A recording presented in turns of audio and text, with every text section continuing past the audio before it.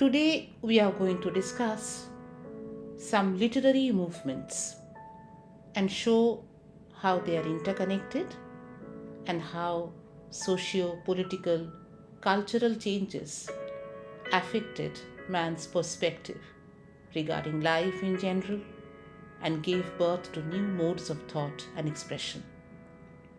We will focus on realism and naturalism, modernism and postmodernism in today's session.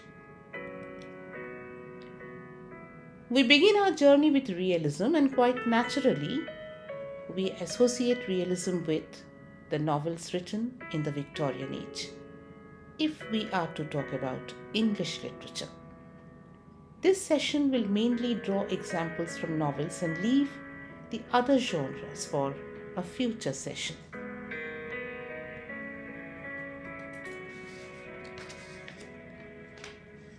Dickens was the pioneer of realism in the 19th century novel.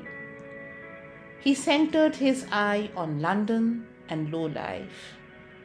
To him, London was the epitome of contemporary English life. He exposes the various evils of industrial revolution and the employment of child labor. Kingsley employed fiction for purposes of propaganda. Reed shines with the reflected light of Dickens. Bulwer deals with crime and social injustice and portrays the socio-political activities in his novels, though he is also known for historical romances. This really belongs to the humanitarian tradition of Dickens, and his sympathy is with the poor and the exploited. The trace of philanthropic romanticism that we find in Dickens is absent in Thackeray. He tells us the truth about contemporary society. His creative power shows itself not in transforming the facts but in arranging them in symmetrical order. Thackeray found an industrious follower in Anthony Trollope, whose novels are slices of contemporary English life. Mrs. Gaskell used novel as an instrument of social reform. She presents a sociological study based on her experience of the conditions of the laboring classes in the new cities of the industrial north. George Eliot realistically and concretely presents the life of the Midland counties of Warwickshire and Derbyshire.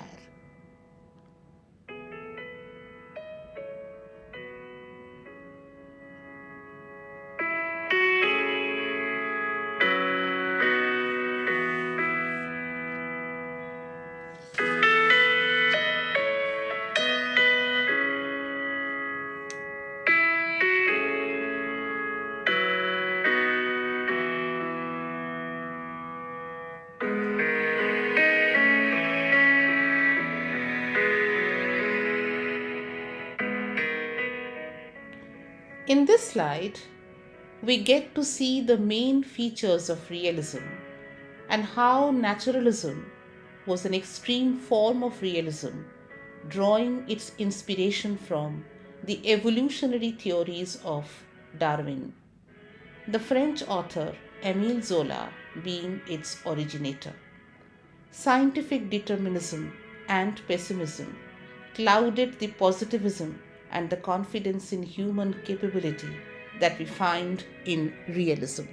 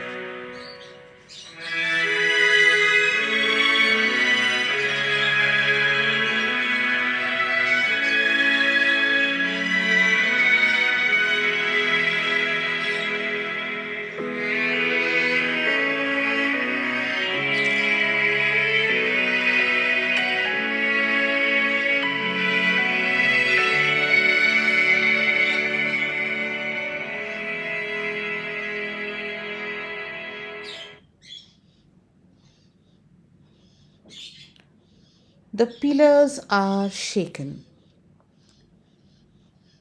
Certain changes were happening, and these changes were affecting the way people thought about life and society. The first thing that happened was Darwin's On the Origin of Species, a book published in 1859. The Victorian society was shaken by the bouts of skepticism that came in the wake of this publication. Darwin negated the conventional theories of the biblical Eden, Adam and Eve being our ancestors, and brought in the scientific theory of evolution. Faith in monarchy was shaken by Karl Marx when he talked about collective existence in society. Sigmund Freud came in 1900 with his interpretation of dreams and showed humankind how less they knew about themselves. He talked about id, the reservoir of our unconscious passions and instincts. And we realized that actually we all lack in self-knowledge. And finally, in 1914, came the First World War. And all the ideals of democracy, freedom, security were shattered. So all the pillars that had held the Victorian society strongly at its secure place were shaken with the beginning of the 20th century.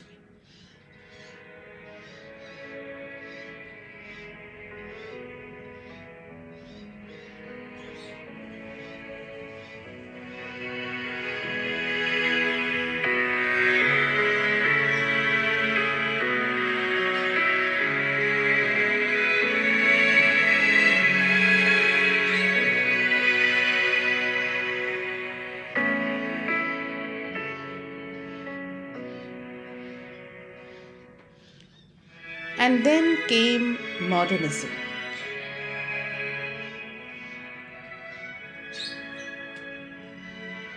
This was a period of disillusionment, fragmentation, disintegration, despair, hopelessness, paralysis, chaos. And we have people like T.S. Eliot writing long poems like The Wasteland, The Hollow Men, James Joyce coming up with Ulysses, and Virginia Woolf talking about the necessity to depict the human consciousness and to give lesser importance to external material reality.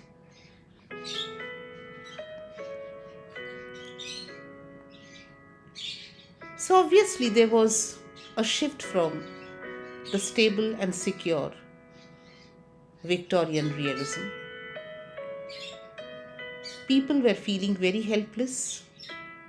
People were disillusioned. People were frustrated. Everything around them was falling apart. But they were searching for some anchor. They were not happy in this chaotic situation. They were very perplexed and extremely cornered in this situation. And that is what we discover in the literary works of this era. This movement that spanned approximately between 1890 and 1930 is not a movement that only gives voice to hopelessness, despair, and meaninglessness. It's also a movement that is desperately searching for a solution, that is in quest of redemption, that is in quest of identity. The humanism of the early modern period, the rational, logical explanation of life provided by the Enlightenment philosophers, the celebration of the self-other binary put forward by the structuralists were very much there, were very important even during this time.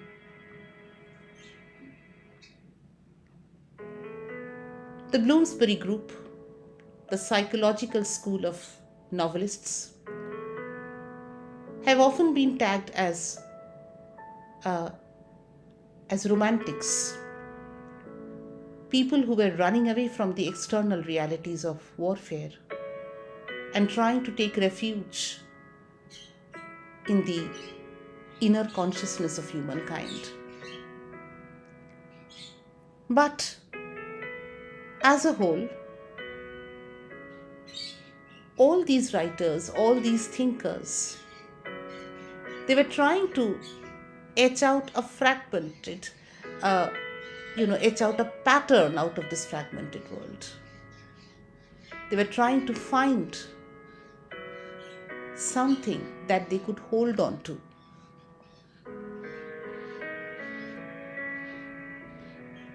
And I can only think of Virginia Woolf's To the Lighthouse, Mr. Ramsay, Lily Briscoe. They're all in quest of something. They're all in quest of self-knowledge, maybe.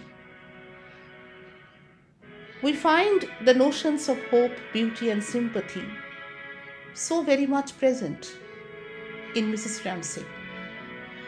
And these notions also gift her with an introspective insight that helps us to know her own self and know people around her. But this is very much absent in the other characters, especially in Lily, in Mr. Ramsay, and his children. The final voyage to the lighthouse is indeed very metaphorical. The conflicts are resolved. The perplexities vanish. We find self-knowledge. We find realizations dawning in. We find harmony. We find peace at the end. The lighthouse shows the light. The light that obviously enlightens the inner self and gives the character with the essential self-knowledge that defines their identity. We find a similar kind of a culmination in Joyce's portrait of the artist as a young man.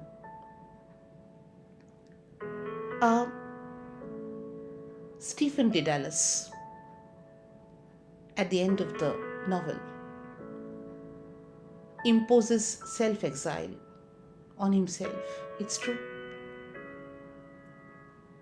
But by the end of the novel, he has been able to frame his own aesthetic theory. He knows that he needs to be an artist. He has defined his vocation, and he knows his ideology. So at the end of the novel, despite all the chaos, all the anarchy that we find in the beginning, all the rebellions, all the questionings of the traditional viewpoints, the Catholic Church, and so on, at the end, I think all the conflicts are resolved, and Stephen is tranquil and placid from within. He's been able to reach his desired destination, at least spiritually.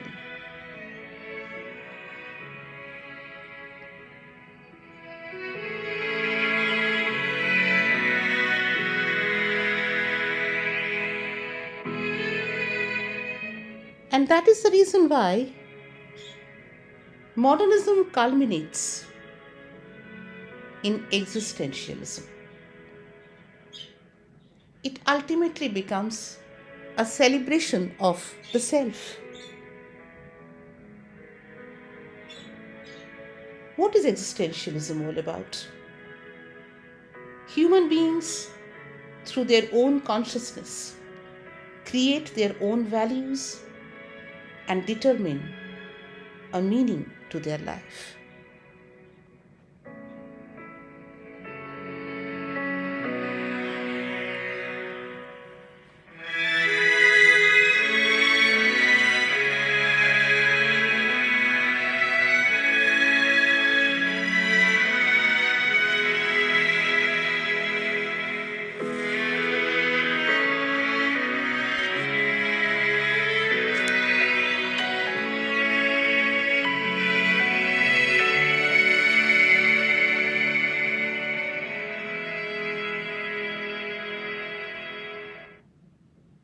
And now comes postmodernism.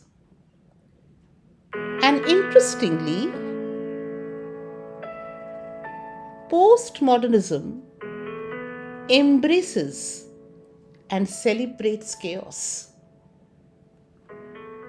Postmodernism doesn't want a signifier to remain tagged with one signified within a structure. The postmodernists are not in search, in quest for solutions. They are not searching for solutions. They are problematizing the problem. They just need to be aware of the problem. That's all. They are celebrating the multiplicity, the chaos, the anarchy, and regarding that to be a kind of a liberation of the spirit of man.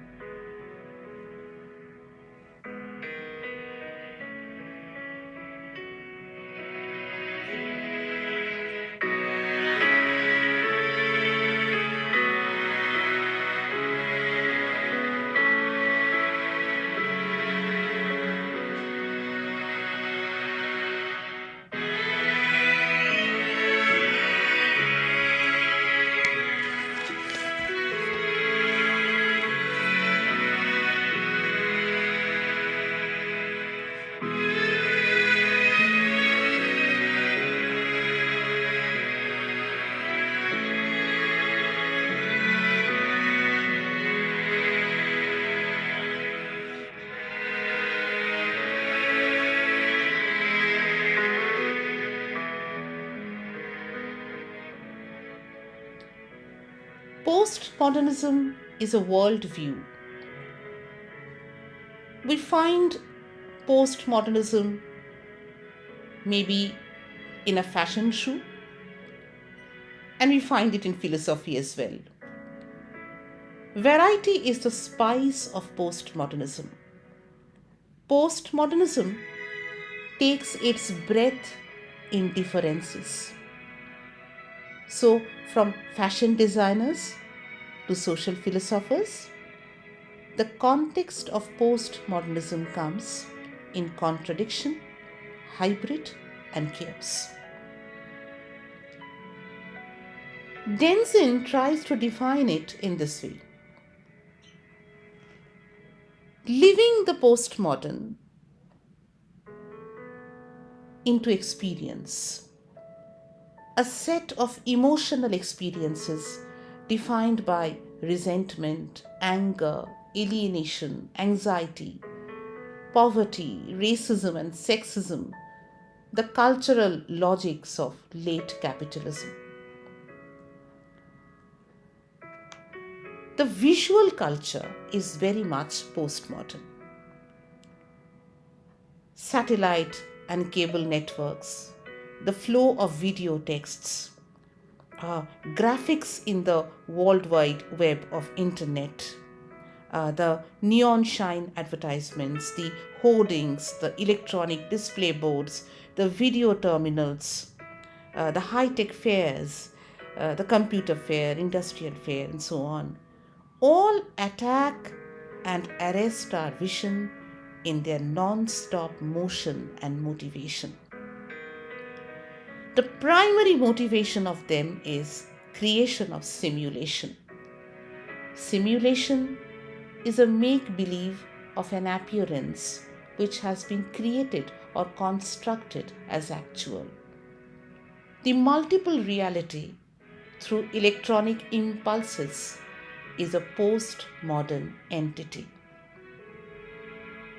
There is some strangeness in simulation because time to time it takes us to a world of the hyper-real.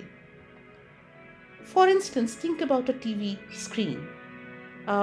Suppose there are two colors dividing the screen. One is green and the other one is blue, which appear as the land and the sky perhaps. In the middle, there is a man singing vigorously. He looks like a man like any of us, but the background and the violently throbbing music is hyper-real. Simulation, hyper-real visual culture come holding hand in hand to a postmodern voyeur, putting him into the ever-shifting multiple reality. In all the fields of art, including the film, postmodernism emphasizes on the process rather than the product.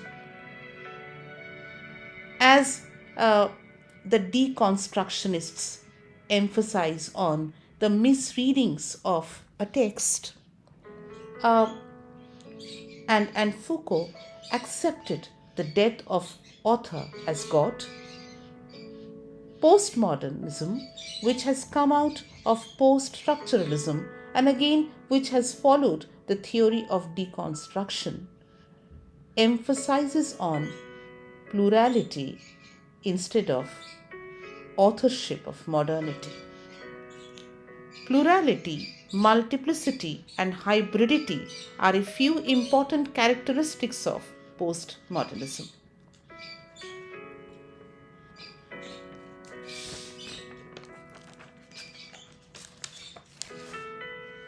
In modernism,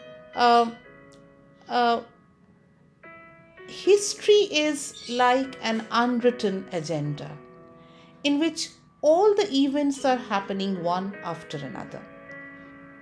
The outbreak of wars, depression, nihilism, chaotic environment prove that there is nothing as chronological history. So, to the postmodern, the value of history as progress collapses, marking an end of history. In all the fields of postmodern art, we find the use of three elements: kitsch, pastiche, and hybrid. Let us take a fine example of hybridity. Suppose in the same stage, at the same time, two groups are performing Kathak dance. One group dance after the traditional Indian music, the other group dance after a sort of Western music. It is a hybrid presentation of dance. If one fixes a picture of Mona Lisa on a bathtub, then it is an example of kitsch. The dignified, high serious objects of art mixed with the cheap and popular culture form kitsch. It's originally a German word. Pastiche also has the hybrid nature. In the puja pandal, we see in astonishment that the famous temple of Dakshineshwar has been erected at Howrah. The pandal looks like the original one, even more brighter and more real, creating a pastiche. Pastiche sometimes becomes the harbinger of hyper reality. The enormously big idol of Durga, maybe, is a concrete example of pastiche hyper reality. Nostalgia is also a postmodern characteristic. In the postmodern film and literature, we often find nostalgia for the past presented in a manner so that the past recreates the present. In the use of flexible time sequence or non chronological time or the fragmentary use of time, we often face a kind of postmodern nostalgia.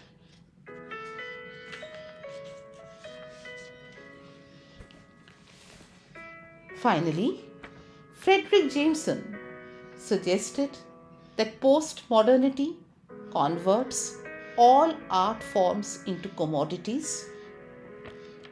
Such a commodification of art implies a culture of surface appearance rather than depth, and hence his concept of depthlessness.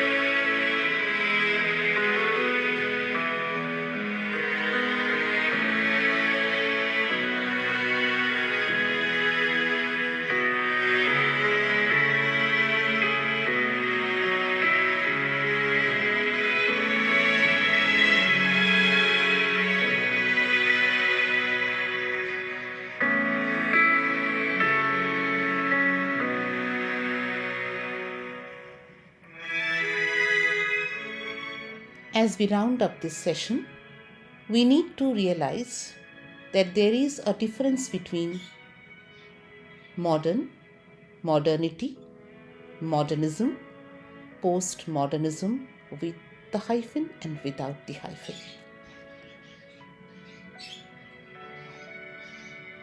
Modern is anything that is contemporary, anything that is related to the present.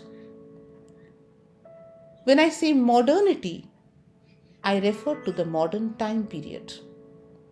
It begins approximately in 1485, continues till mid-20th century. Modern time period, once again, is subdivided into early modern and modern period. By early modern, obviously we mean the Renaissance. From there begins the early modern period, and the modern period begins in the first half of the 20th century. So shortly after the beginning of 20th century begins the modern period. But when I say modernism is a movement, the movement that we discussed earlier in this session, the movement that is so very much related to the Bloomsbury group of writers, to people like T.S. Eliot and Ezra Pound. The movement that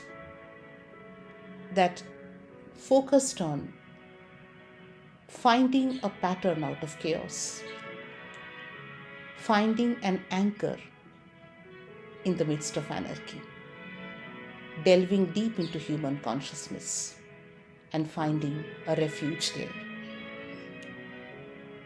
When I use a hyphen between post and modernism, I indicate a historical periodization. We know that the postmodern period began roughly in the mid 20th century and it began to fade away by the 1990s. So I mean that historical periodization when I use a hyphen between post and modernism. But when I write postmodernism without a hyphen, it is a theoretical perspective that we have discussed in detail in this session. What next? What is the present era all about? Postmodernism? So let us reserve a session for that, a future session. Hope you have enjoyed this session. Thank you for watching.